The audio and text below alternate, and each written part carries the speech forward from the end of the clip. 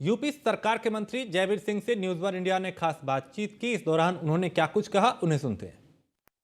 हमारे साथ बातचीत करने के लिए उत्तर प्रदेश सरकार में मंत्री जयवीर सिंह जी हैं। सर, जिस तरीके से पोस्टर वॉर चल रहा है, पहले ट्विटर एक्स वॉर चला कि डीएनए को लेकर समाजवादी पार्टी की ओर से तमाम टिप्पणियां की गई, फिर उत्तर प्रदेश के मुख्यमंत्री जी का भी इस पर एक पोस्ट आया, अब भी लगातार पोस्टर लगाए जा रहे हैं। इन दोनों ही प्रकरण को किस तरीके से देखते हैं? क्या लगता है आपको कि समाजवादी पार्टी को संज्ञान लेना चाहिए अपने सोशल मीडिया अकाउंट्स पे?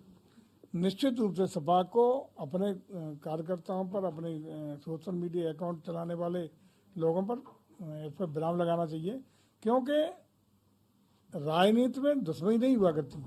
वैचारिक रूप से मतभेद हो सकते हैं, सोच अलग अलग हो सकती है, कार्यशैली अलग अलग हो सकती है, मतभेद हो सकते हैं, लेकिन मनभेद नहीं होने चाहिए।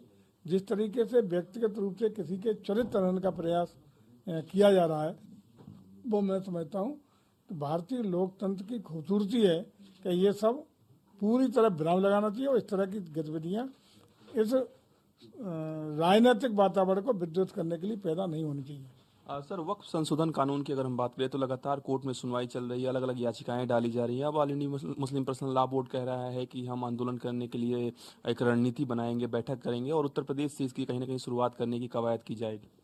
देखिए, पूरे देश में वक्फ कानून का, वक्फ संपत्तियों का लगातार जो उद्देश्य था वो था गरीब मुसलमानों के लिए उन संपत्तियों का उनके हितों के लिए, उनके भले के लिए उपयोग हो। लेकिन लंबे समय से देखा गया कि वक्फ कानून वक्फ संपत्तियों का दुरुपयोग, उनका कानून का दुरुपयोग, उसका पूरी तरह पालन न होने की अनेकों उदाहरण आपके सामने हैं।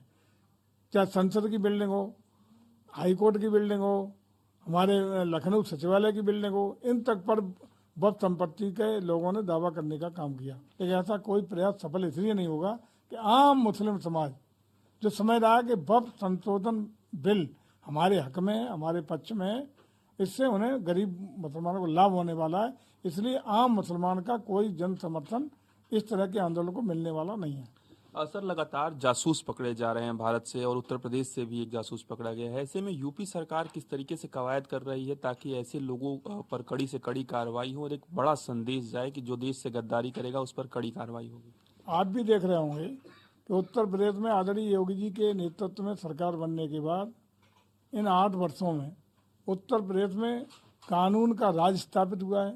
अपराधी हो, आतंकवादी हो, समाज विरोधी हो या गलत करने वाले कोई लोग हों, उनको कठोरतम तरीके से निपटने का काम प्रदेश सरकार करती है।